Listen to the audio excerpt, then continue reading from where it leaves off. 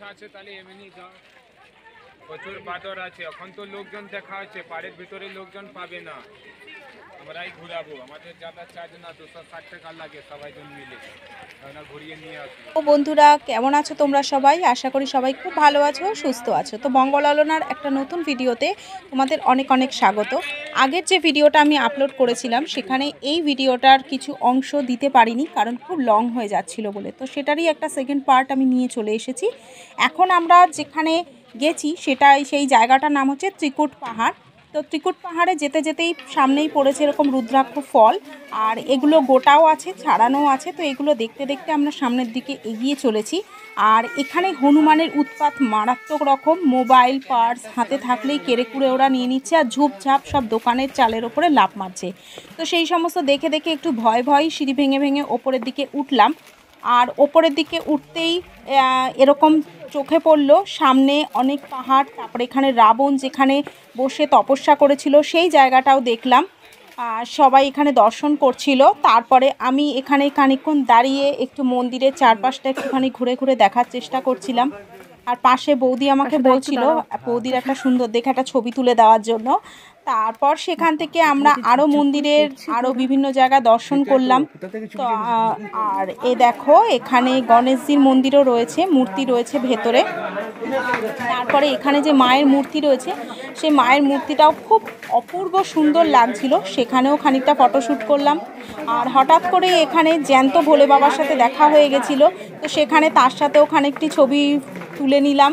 তারপরে সে আবার জ্যান্ত ভোলে বাবা, সে আবার এখানে বাইকও চালায়, তো বাইক চালিয়ে সে চলে গেল আর আমাদের গাড়ি দিয়ে। তারপর ওখান থেকে আমরা বেরিয়ে আরেকটু মন্দিরে চলে এসেছিলাম। এখানে রয়েছে দক্ষিণা কালী। দক্ষিণা কালী এখানে মেন, তাছাড়া এখানে আরও অনেকগুলো মন্দির রয়েছে, অনেক ঠাকুর দেবতা রয়েছে, সবার নাম আমি ঠিক মতন জানি না, কিন্তু এখানে শিব, পার্বতী, কালী এদের মানে মূর্তি বেশি রয়েছে এখানে। তো সেগুলো দর্শন করে আস্তে আস্তে আমরা গাড়ির উদ্দেশ্যে বেরিয়ে গেছিলাম, হোটেলের উদ্দেশ্যে। কারণ এই ঠান্ডাতে আর সারাদিন গাড়িতে জার্নি করে অনেককেই অসুস্থ হয়ে গেছে, আমাদেরও শরীর আর দিচ্ছিল না, কিন্তু তাও ঘুরে ঘাড়ে এসেছি যখন, বারবার তো আসবো না, তো দেখতে চলে গেছিলাম। আর এখানের একটা ঘন্টা রয়েছে মন্দিরে, ঘন্টাটা বিশাল বড় ঘন্টা, আমি খানিকটি বাজিয়ে নিলাম। তো বাজিয়ে ঠাজিয়ে তারপরে এখানে মন্দির দর্শন করে আমরা আস্তে আস্তে হোটেলের দিকে রওনা দিলাম। আর এখানে সন্ধ্যের পর মানে হাড় কাঁপানো ঠান্ডা, আর এখানে প্রতিকটা মন্দিরে কিন্তু বলি হয়, এই একটা জিনিস আমি লক্ষ্য করলাম। এখানে প্রতিকটা মন্দিরে মন্দিরে বলি হয়, আর এখানে শিব মন্দির আর মায়ের মন্দিরটাই বেশি। তো চলো আজকের ভিডিওটা আমি এখানেই এন্ড করে দিচ্ছি। যদি ভালো লাগে অবশ্যই লাইক শেয়ার কমেন্ট করতে কিন্তু একদম ভুলো না। আর যদি নতুন হও তো অবশ্যই আমার চ্যানেলটাকে সাবস্ক্রাইব করো। আগামী দিনে আরও নতুন নতুন ভিডিও ব্লগিং পেতে তো অবশ্যই আমার চ্যানেলটাকে সাবস্ক্রাইব করতেই হবে, পাশে থাকতেই হবে, বেল বাটনটা একটু টিং টিং করে বাজাতেই হবে, আর অল নোটিফিকেশানটা অন করে দিতে হবে। তাহলে যখনই আমি কোনো নতুন ভিডিও আপলোড করি না কেন, তার ফার্স্ট নোটিফিকেশানটা তোমাদের কাছে পৌঁছে যাবে। তো চলো সকলকে গুড নাইট জানিয়ে আজকের ভিডিওটা আমি এখানেই এন্ড করছি। সবাই খুব ভালো থেকো, সুস্থ থেকো এবং সাবধানে থেকো, আর অবশ্যই সুস্থ জবরদস্ত গলায় দিয়ে